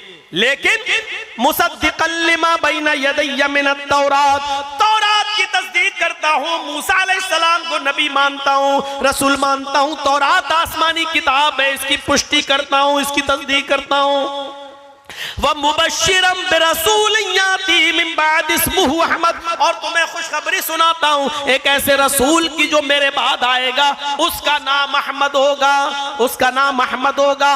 सबके लिए अल्लाह के नबी सल्लल्लाहु अलैहि वसल्लम ने फरमाया कि मैं तुम सब की तरफ अल्लाह का रसूल बनाकर भेजा गया हूँ। मोहम्मद रसूलुल्लाह सबके लिए। अल्लाह के नबी सल्लल्लाहु अलैहि वसल्लम ने फरमाया कि 5 चीजें ऐसी हैं जो मुझे दी गई, मुझसे पहले किसी नबी को नहीं दी गई। ओतीतु खम्सन लम युतहुन्ना अहदुन क़ब्ली। मुस्लिम शरीफ की हदीस के अल्फाज है, अल्लाह के नबी सल्लल्लाहु अलैहि वसल्लम ने फरमाया 5 ऐसी चीजें जो मुझे अता हुई हैं, मुझसे पहले ये 5 चीजों में से कोई चीज किसी नबी को नहीं दी गई। क्या है वो 5 चीजें? 5 चीजों पर गौर करिए। पहली चीज तो यही है कि सबके लिए अल्लाह के रसूल, कान कुल्लु नबी युबासु इला कौमी खासतन व बुइस्तु इला कुल्लि अहमरा व अस्वद। अल्लाह के नबी फरमाते हैं पहली चीज क्या है कि अल्लाह ने जितने भी नबी दुनिया में भेजे वो अपनी कौम के लिए, खास अपनी कौम के लिए भेजे। इला कौमी खासतन, वो सिर्फ अपनी खास कौम के लिए आए। व बुइस्तु इला कुल्लि अहमरा व अस्वद, लेकिन मैं हर सुर्ख व सयाह के लिए आया। यानी मुझे अल्लाह ताला ने सबके लिए, सारी कायनात के लिए, हर काले गोरे के लिए, हर सुर्ख व सयाह के लिए मुझे रसूल बनाकर भेजा। पहली खुसूसियत क्या है कि मुझे सबका रसूल बनाकर भेजा गया है। एक ये 5 चीजें जो बता रहा हूं किसी को भी खड़ा करके पूछ सकता हूं, ताकि पता चले कि इस रात के 2:45 बजे कौन गौर से सुन रहा है, कौन नहीं सुन रहा है। ये 5 चीजें याद रखना। पहली चीज बता दी सबके लिए, हर नबी आया अपनी कौम के लिए, मोहम्मद रसूलुल्लाह आए सबके लिए, पहली चीज। दूसरी चीज पर गौर कीजिए, व उहिल्लत लियल गनाइम वलम तुहल्ल लि अहदिन क़ब्ली। दूसरी चीज, माले गनीमत को मेरे लिए हलाल किया गया। मुझसे पहले अल्लाह रब्बुल आलमीन ने माले गनीमत किसी के लिए हलाल नहीं किया था। मुझसे पहले भी जितने नबी आए, जंगें हुई, लड़ाइयां हुई, और जो जंगों में माल लूटा जाता था, जो छोड़ के लोग भागते थे, वो किसी के लिए हलाल नहीं था। लेकिन अल्लाह रब्बुल आलमीन ने मेरे लिए, मेरे सहाबा के लिए जो जंगें लड़ रहे हैं उनके लिए माले गनीमत को हलाल करार दिया है। उहिल्लत लियल गनाइमु, हमारे लिए माले गनीमत को अल्लाह ने हलाल किया है। कितने लोग जो जंगों में लड़ते थे और भागते थे, माल छोड़कर, बीवी छोड़ के, बच्चे छोड़ के, इन सबको ले लिया जाता था, और जो औरतें पकड़ी जाती थी उनको लौंडी बना लिया जाता था। मेरे भाइयों, माले गनीमत को हलाल किया गया। तो पहली चीज अल्लाह के रसूल सबके लिए, आपकी बेअसत सबके लिए। दूसरी चीज माले गनीमत की हिल्लत, जो नबी अकरम से पहले किसी और नबी के लिए जायज नहीं था। तीसरी चीज पर गौर करो, व जुइलत लियल अर्ज़ु तय्यबन व तहूरन व मस्जिदन अय्युमा रजुलिन दरकतहुस सलातु सल्ला हैसु कान। तीसरी चीज अल्लाह के नबी सल्लल्लाहु अलैहि वसल्लम फरमाते हैं कि अल्लाह रब्बुल आलमीन ने मेरे लिए पूरी रूए जमीन पाक बना दी है। वह तहूरन, और पाकी हासिल करने की चीज भी बना दी है। वह मस्जिदन, और मस्जिद बना दी है। मुझसे पहले जितने भी पैगंबर इस दुनिया में आए वो सिर्फ अपनी इबादत गाहों में नमाज पढ़ सकते थे, कहीं और नहीं। लेकिन अल्लाह ने मेरे लिए सारी जमीन पाक कर दी है। बल्कि पाकी भी हासिल की जा सकती है तहूरन। मसलन पानी नहीं मिल रहा वुजू के लिए, तो पाक मिट्टी पर हाथ मारो, फूको, तयम्मुम करो, चेहरे पे फेरो, दाया बाया हाथ एक दूसरे पर, तयम्मुम हो गया, आप नमाज पढ़ सकते हो। अल्लाह ने मेरे लिए इस जमीन को पाक भी बनाया है, और पाकी हासिल करने की चीज भी बनाया है, और मस्जिद भी बनाया है सजदा करने की जगह पे। कोई जरूरी नहीं है मस्जिद बहुत दूर है, अज़ान नमाज का वक्त हो गया, हम कहां जाएं। अय्युमा रजुलिन दरकतहुस सलातु, कोई भी आदमी अगर उसको नमाज का वक्त पाले, अगर उसको नमाज मिल जाए, नमाज का वक्त उसके पास पहुंच जाए, सल्ला हैसु काना, तो जहां वो है वहां नमाज पढ़ ले। जिस जगह पर मौजूद है वो नमाज पढ़ ले, जिस जगह पर वो है वो नमाज अदा कर ले। ये फजीलत दी है अल्लाह तबारक व तआला ने, जिस जगह पर है नमाज पढ़ ले। शुक्रिया अदा करो, शुक्र मनाओ। हमारी यूपी में नहीं हो, वरना सड़क पर भी नमाज नहीं पढ़ सकते हो, रोड पर भी नमाज नहीं पढ़ सकते हो। आएंगे कुछ अंधभक्त, डंडे मारेंगे, लाठी मारेंगे, नमाज। और मुसलमानों, इस वक्त बहुत ज्यादा होश के नाखून लेने की जरूरत है, जज्बात में बहने की जरूरत नहीं है। तुम्हारी तरफ से उठने वाला एक कदम भी, एक एक कदम पर नजर रखी जा रही है, एक गलती का इंतजार किया जा रहा है। इस वक्त बहुत अक्ल के नाखून लेने की जरूरत है, बहुत दूरंदेशी और मसलहत से काम लेने की जरूरत है। याद है एक मर्तबा जंगल में शेर ने भी शिकार किया, भेड़िए ने भी शिकार किया, लोमड़ी ने भी शिकार किया। तीनों की बहुत गहरी दोस्ती थी। भेड़िए ने भी शिकार किया, लोमड़ी ने भी शिकार किया, शेर ने भी शिकार किया। शेर ने गधा मारा, भेड़िए ने बकरी मारी, लोमड़ी ने खरगोश मारा। अब शेर ने भेड़िए को जज बना दिया। शेर कहने लगा अच्छा बताओ कौन सा जानवर कौन खाएगा, तुम बताओ, चलो फैसला तुम करो। तीनों जानवर मौजूद हैं, हमने गधा मारा, लोमड़ी ने खरगोश मारा, भेड़िए ने बकरी। आए भेड़िए तुम फैसला करो, तुम्हारा फैसला सब मानेंगे। अब भेड़िए ने कहा साहब ये तो बहुत आसान है, फैसला क्या करना है, गधा आपने मारा है, आप गधा खा लीजिए, मैंने बकरी का शिकार किया, बकरी मैं खा लेता हूं, लोमड़ी ने खरगोश मारा है, लोमड़ी खरगोश खा लेती है, और लोमड़ी छोटी है तो खरगोश में पेट भर जाएगा, मेरे लिए बकरी काफी है, और आप राजा हैं जंगल के, आपके लिए गधा है, आप गधा खाइए। शेर को किससे कह रहा है भेड़िया, फैसला किसके सामने कर रहा है, शेर के सामने। शेर ने कहा कमीने, आया और कहा ये फैसला करेगा तू, और चबड़ा मारा और चीर दिया उसको अपने नाखूनों से और फाड़ दिया, और भेड़िया भी मर गया। डले साहब लंबे लंबे। लोमड़ी से कहा कमीना फैसला करना जानता नहीं, कैसा फैसला किया, तुम करो फैसला। लोमड़ी से कहा तुम करो, कौन खाएगा। लोमड़ी तो समझ गई। लोमड़ी ने कहा अरे भाई जंगल के राजा आप हैं, और इसमें फैसला क्या करना है, ये चारों जानवर आपके हैं। सुबह नाश्ते में खरगोश खा लीजिए, जब आपको थोड़ी सी भूख लगे 12-1 बजे का टाइम हो, दोपहर का टाइम हो, तब आप गधा खा लीजिए, शाम होते होते आप बकरी खा लीजिए, और रात में जब आप सोने के लिए जाएं तो अब तो ये भेड़िया भी है, भेड़िया भी आप खा लीजिए। ये चारों जानवर तो जंगल का राजा नहीं खाएगा तो कौन खाएगा, आपके लिए है, सब आप खाइए, ये सब आपके हैं।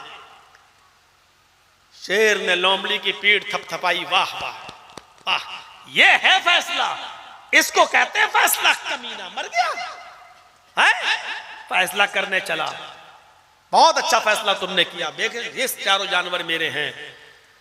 चलते हुए उसने लोमड़ी से पूछा इतना अच्छा फैसला करना तुमने सीखा कहां से।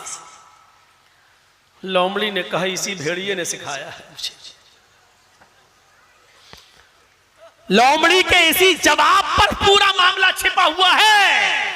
लोमड़ी ने क्या कहा, अरे जंगल के राजा इसी भेड़िए ने सिखाया है, यानी कह गई ये भेड़िए ने ऐसा फैसला न किया होता तो मरता, ये मेरी मजबूरी है, भेड़िए से मैंने बहुत कुछ सीख लिया है, इसलिए सब तुम खाओ। तो मेरे भाइयों इस वक्त खूनख्वार मैंने सुना तो दिया, लेकिन मेरे खूनख्वार कहने का मकसद कौन है आप अच्छी तरह समझ रहे हैं। मेरे मुंह से नाम मत खिलवाओ, बहुत बार जेल जा चुका हूं, अब नहीं जाना चाह रहा हूं। और इस वक्त बड़ी मसलहत का तकाजा यह है कि लोमड़ी वाली मसलहत हमें और आपको अपनाना है कि सांप भी मर जाए और लाठी भी न टूटे। मेरे भाइयों यह मसलहत का तकाजा है, वरना हाल वो होगा कि आप अपने दिफा में भी कुछ नहीं कह सकते। जैसे एक घाट पर शेर और बकरी दोनों पानी पी रहे थे, और बकरी की तरफ से, शेर की तरफ से बहता हुआ पानी बकरी की तरफ जा रहा था। एक तालाब था और शेर जहां पानी पी रहा वहां से बहता हुआ पानी बकरी की तरफ आ रहा है। शेर भी पानी पी रहा, बकरी भी पानी पी रही है। पानी पीने के बाद शेर ने कहा ए बकरी, तूने मेरा पानी झूठा क्यों कर दिया, तूने मेरा पानी झूठा क्यों किया। बकरी कहने लगी बादशाह सलामत, जंगल के राजा, मैंने आपका पानी कहां झूठा किया है, पानी तो आपकी तरफ से बहता हुआ आ रहा था, आपका झूठा पानी मैं पी रही थी, आप जहां पानी में मुंह मार रहे थे वहां से बहता हुआ पानी मेरे पास आया, मैं तो आपका झूठा पानी पी रही थी, हमने पानी को झूठा कहां किया है। पानी तो आप झूठा कर रहे थे और आपका वो पानी मैं पी रही थी, मैंने पानी झूठा नहीं किया। शेर ने कहा कमबख्त मुंह चलाती है, जवाब दे रही है मुझे, उठा, और उसने बकरी को फाड़ दिया और खा गया।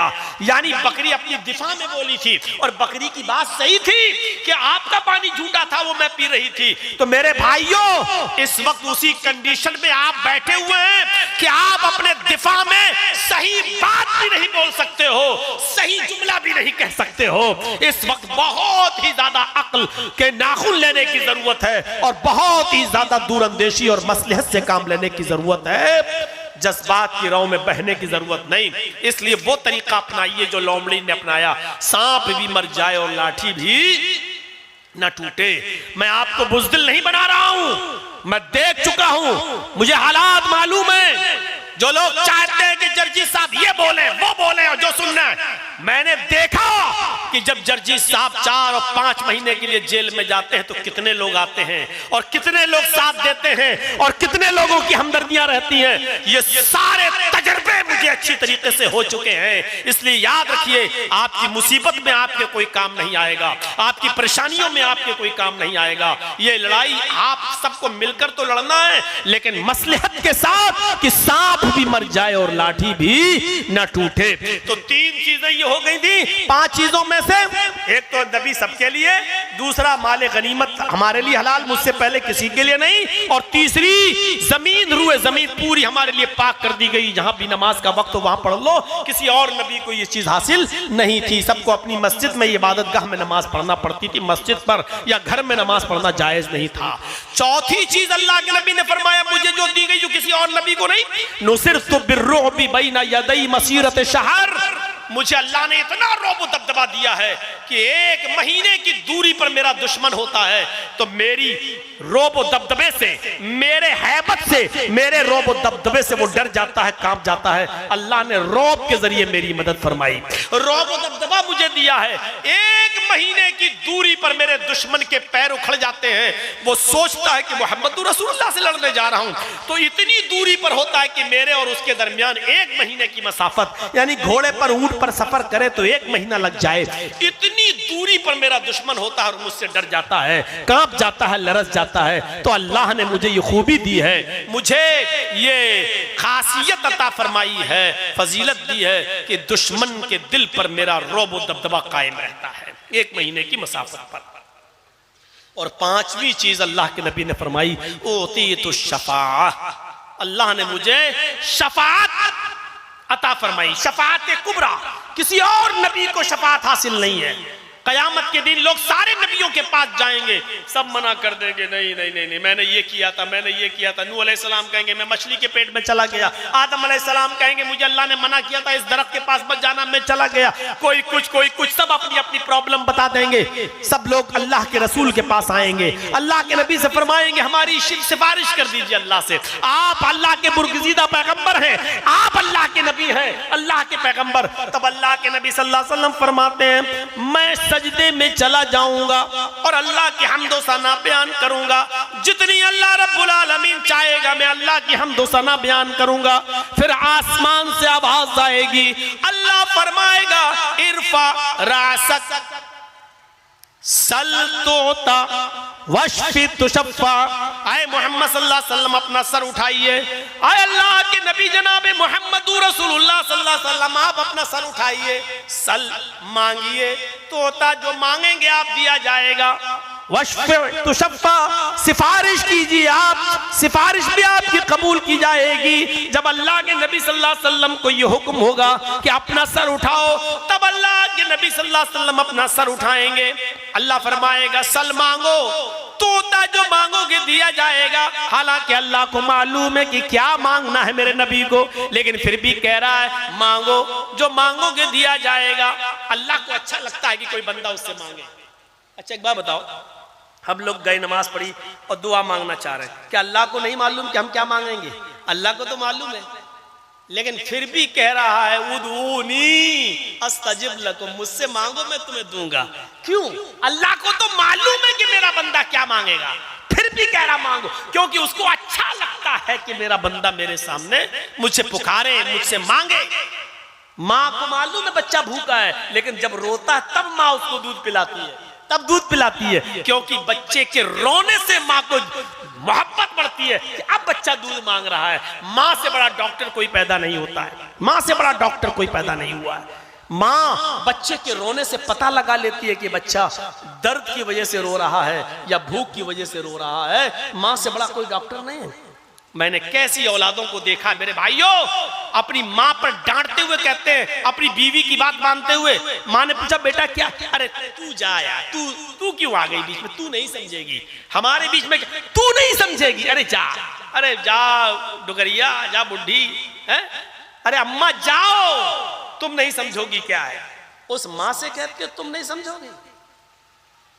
जब तू छोटा था बचपन में बोलना भी नहीं जानता था, जो तेरे रोने की आवाज से पहचान जाती थी कि तू दूध मांग रहा है या तेरे हंसली पसली में दर्द हो रहा है, पेट में दर्द। आज तू उस माँ से कह रहा है कि तू नहीं समझेगी, तुझसे बड़ा बेगैरत कौन होगा। मेरे प्यारे साथियों, अल्लाह को मालूम है कि मेरा नबी क्या मांगेगा, लेकिन फिर भी कह रहा है मांगो, जो मांगोगे दिया जाएगा। एक मैसेज ये दिया जा रहा है, क्या लोगों मेरे नबी को भी मांगना पड़ेगा। आए लोगों, दुनिया में कोई मुश्किल कुशा नहीं और हाजत रवा नहीं, दुनिया में भी मेरा नबी मुझसे मांगता था और आखिरत में भी मेरा नबी मुझसे मांगेगा। देने वाला मैं ही हूं, मेरे अलावा अंतुमुल फुकरा, तुम सब फकीर हो, तुम सब फकीर हो। देने वाला मैं, दुनिया में भी सारे नबियों ने मुझसे मांगा। अय्यूब अलैहिस्सलाम ने सेहत मुझसे मांगी, आदम अलैहिस्सलाम जन्नत से निकाले गए, अपने खता की और गलती की माफी। रब्बना ज़लमना अनफुसना व इन लम तग़फिर लना व तरहमना लनकूनन्ना मिनल खासिरीन। ये दुआ मांगकर मुझसे मांगी, ये दुआ मुझसे मांगी। यूनुस अलैहिस्सलाम ने दुनिया में मुझे पुकारा, मछली के पेट में जब चले गए, ला इलाहा इल्ला अंत सुब्हानक इन्नी कुन्तु मिनज़ ज़ालिमीन। नूह अलैहिस्सलाम ने मुझे पुकारा। इब्राहिम अलैहिस्सलाम को जब आग में डाला गया तो कुल्ना या नारू कूनी बरदन व सलामन अला इब्राहिम, इब्राहिम के लिए आग मैंने ठंडी की। ये सारे नबियों ने दुनिया में मुझे पुकारा और मैंने इनको सुना। खुद मोहम्मद रसूलुल्लाह सल्लल्लाहु अलैहि वसल्लम ने मुझे पुकारा है। जब जंगे बदर में 313 एक तरफ और 1000 से ज्यादा का लश्कर एक तरफ, ये निहत्ते वो हथियारों से लैस, जब ये कंडीशन देखी तो नबी अकरम सजदे में गिर गए और ये दुआ मांगने लगे, अल्लाहुम्मा ला तुहलिक हाज़िल असाबा इन तहलिक हाज़िल असाबा लन तुअबद बादल यौम क़त्तु इल आलमीन। आज ये मुट्ठी भर जमात 313 अगर हलाक हो गई, बर्बाद हो गई, रूए जमीन से मिट गई, तो इस जमीन पर कभी कोई अल्लाह अल्लाह कहने वाला ना होगा, कोई तेरा नाम लेने वाला ना होगा, कोई तुझे पुकारने वाला ना होगा, कोई तेरी इबादत करने वाला ना होगा।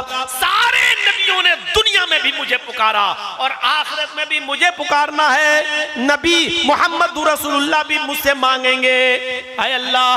तब अल्लाह के नबी दुआ करेंगे और सिफारिश फरमाएंगे कि अल्लाह फला फला को, इन सबको, हमारे भाई मुसलमानों को, मेरी उम्मत को बख्श दे। तब अल्लाह ताला जितने लोगों को चाहेगा नबी की सिफारिश कबूल करके उनको जन्नत का हकदार बना देगा और जन्नत में भेज देगा, जन्नत में दाखिल फरमा देगा। ये बच्चा रुखसत हो गया, इस दुनिया को छोड़कर चला गया बचपन में। उसके बाद नबी अकरम सल्लल्लाहु अलैहि वसल्लम के को अल्लाह ताला ने 4 बेटियां अता फरमाई, एक एक करके। सबसे बड़ी जो बेटी थी जो पैदा हुई खदीजा के बतन से, उस बच्ची का नाम था ज़ैनब। और उसके बाद जो बेटी पैदा हुई उसका नाम था रुकैया। और उसके बाद जो बेटी पैदा हुई उसका नाम था उम्मे कुलसूम। और चौथे नंबर पर सबसे लास्ट में जो बच्ची पैदा हुई नबी अकरम की बेटी, उसका नाम था फातिमा रज़ी अल्लाह ताला अन्हा। ये 4 बच्चियां पैदा हुई। बेटा पहले इंतकाल कर गया, 4 बच्चियां पैदा हुई और उसके बाद फातिमा के बाद फिर एक और बेटा हुआ। नबी अकरम सल्लल्लाहु अलैहि वसल्लम का ये तहकीक है इब्न कसीर रहमतुल्लाह अलैह की। कुछ लोगों ने इख्तिलाफ भी किया है, मुख्तलिफ राय भी हैं, लेकिन जो आखिर में जो बेटा पैदा हुआ खदीजा से, छठा बच्चा लास्ट में, उसका नाम था अब्दुल्लाह, जिनको तैयब और ताहिर भी कहा जाता है, तैयब और ताहिर। लेकिन ये बच्चा भी सगरे सिन्नी में इंतकाल कर गया। उधर कासिम का इंतकाल और इधर अब्दुल्लाह का भी इंतकाल। बच्चा कोई भी जिंदा नहीं रहा। बेटियां जिंदा रहीं, शादियों तक उनकी जिंदगी रही, एक उम्र पाई, लेकिन बेटे सब बचपन में इंतकाल कर गए। अब नबी अकरम सल्लल्लाहु अलैहि वसल्लम नबी भी बन चुके हैं, आपकी उम्र 40 को क्रॉस भी कर चुकी है, आप बाप भी बन चुके हैं, आप नबी भी हो चुके हैं। मुकौकिस मुल्क शाम के बादशाह ने 2 लड़कियां, 2 लौंडियां तोहफे में भेजी थी मोहम्मद रसूलुल्लाह सल्लल्लाहु अलैहि वसल्लम को। लौंडी की हैसियत क्या होती है मैं उस तरफ जाना नहीं चाहता हूं। मेरे भाइयों समझ लो वो खादिमा थी और उनसे भी बीवी वाली जरूरत पूरी की जा सकती है, क्योंकि उनको खरीद लिया गया है। मुल्क शाम के मुकौकिस के बादशाह ने 2 लड़कियां खरीदी और खरीद कर उसने मोहम्मद रसूलुल्लाह सल्लल्लाहु अलैहि वसल्लम को गिफ्ट कर दिया। और वो दोनों लौंडियां जब नबी अकरम सल्लल्लाहु अलैहि वसल्लम के पास आईं तो अल्लाह, एक का नाम था सीरीन, एक लौंडी का नाम था सीरीन और दूसरी लौंडी का नाम था मारिया। तो सीरीन को अल्लाह के नबी सल्लल्लाहु अलैहि वसल्लम ने हजरत हसन इब्न साबित को दे दिया कि लो तुम इनसे खिदमत हासिल करो, और मारिया किब्तिया को अल्लाह के रसूल ने खुद अपने पास रख लिया अपनी खिदमत के लिए। तो मारिया किब्तिया नबी अकरम के पास रही। मारिया किब्तिया के बतन से, मारिया किब्तिया के पेट से नबी अकरम का एक और बच्चा पैदा हुआ। उस बच्चे का नाम था इब्राहिम। यह बच्चा भी सिर्फ 18 महीने जिंदा रहा, 1.5 साल बस। और 18 महीने की जिंदगी पाकर यह भी अल्लाह को प्यारा हो गया, इस बच्चे का भी इंतकाल हो गया। मारिया किब्तिया ने कासिद भेजकर बुलवाया, तबीयत ज्यादा खराब है इब्राहिम की, जल्दी आओ, जिस हाल में भी बैठे हो आ जाओ। नबी अकरम को जब ये इतला मिली कि इब्राहिम की तबीयत नासाज है, ज्यादा खराब है, आप गए घर में। और जैसे ही घर के अंदर दाखिल होते हैं, मारिया किब्तिया ने इब्राहिम को मोहम्मद रसूलुल्लाह की गोद में डाल दिया। आपने अपने मुबारक हाथों में उस बच्चे को लिया जो आपका बेटा था, मारिया किब्तिया के बदन से पैदा हुआ था। उस बच्चे ने जैसे ही मोहम्मद की गोद पाई सल्लल्लाहु अलैहि वसल्लम, शायद वो अपने बाप की गोद में ही आना चाहता था और इसी इंतजार में था। और जैसे ही वो नबी की गोद में आया, उस बच्चे का भी इंतकाल हो गया। 1.5 साल की उम्र में इब्राहिम भी चल बसे। इब्राहिम के इंतकाल के बाद नबी अकरम को इतना दुख हुआ, इतना गम हुआ। गम तो कासिम के इंतकाल पर भी था, गम तो अब्दुल्ला के इंतकाल पर भी था, लेकिन आपने उस गम का इजहार नहीं किया। लेकिन जब आपका ये तीसरा बेटा जो मारिया किब्तिया के पेट से पैदा हुआ, जब इस तीसरे बेटे का इंतकाल हो गया तो नबी अकरम सल्लल्लाहु अलैहि वसल्लम के आंखों में आंसू आ गए और आपका दिल गमगीन हो गया। उस बच्चे की बॉडी को मारिया किब्तिया के पास रख दिया। आपने उसके बॉडी को जब मारिया किब्तिया के बिस्तर पर रख दिया तो आपकी आंखों में आंसू थे और दिल गमगीन था। उस वक्त आपने अपने गम का इजहार यूं किया जिसको इमाम बुखारी ने बुखारी शरीफ के अंदर किताबुल जनाइज के चैप्टर में बयान किया है।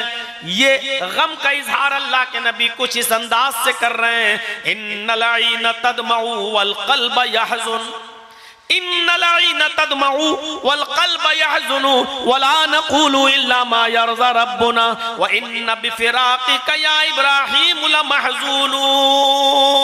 इब्राहिम तेरी जुदाई से मेरी आंखें अश्कबार हैं। इन्नल ऐन तदमउ, आए मेरे बेटे तेरी जुदाई से तेरे बाप की आंखें अश्कबार हैं, मेरी आंखों में आंसू हैं, आंखें अश्कबार हैं। वल क़ल्ब यहज़ुन, और दिल गमगीन है, दिल मायूस है, दिल परेशान है। इस गमगीनी में और इस मायूसी के आलम में भी मैं अपने रब की दी हुई और उसकी तरफ से नाजिल हुई इस किस्मत पर राजी हूँ। वला नक़ूलु इल्ला मा यर्ज़ा रब्बुना, लेकिन हम अपनी जबान से वो जुमले अदा नहीं करेंगे जिससे मेरा रब नाराज हो जाए। मैं अपनी जबान से वो बातें नहीं कहूँगा जिससे मेरा मौला नाराज हो जाए। वला नक़ूलु इल्ला मा यर्ज़ा रब्बुना, हम अपनी जबान से वो बातें नहीं निकालेंगे जिससे हमारा रब नाराज हो जाए। यानी वावेला नहीं मचाऊंगा, मातम नहीं करूंगा, हाय वाय नहीं मचाऊंगा, गरीबान चाक नहीं करूंगा, जाहिलियत के नारे नहीं लगाऊंगा। लेकिन आए मेरे बेटे, तेरी जुदाई से आंखों में आंसू जरूर है, दिल गमगीन जरूर है। हम वो जुमले अपनी जबान से अदा नहीं करेंगे जिससे मेरा मौला नाराज हो जाए, जिससे मेरा रब नाराज हो जाए। वो इन्ना बिफिराक़िका या इब्राहीम लमहज़ूनून, लेकिन हाय मेरे बेटे, तेरी जुदाई से मैं गमगीन जरूर हूं। आपके ये जुमले खुद बतला रहे हैं कि अल्लाह के नबी सल्लल्लाहु अलैहि वसल्लम को कितना गम हुआ था।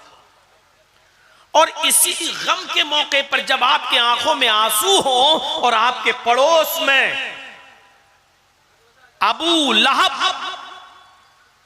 अबू जहल, आस इब्न वाइल और इन जैसे मुशरिकीन मक्का और काफिरीन जश्न मना रहे हो, खुशियां मना रहे हैं।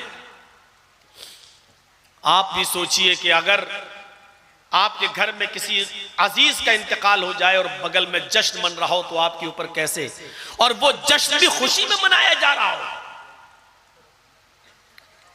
इस खुशी में कि मोहम्मद का बेटा मर गया।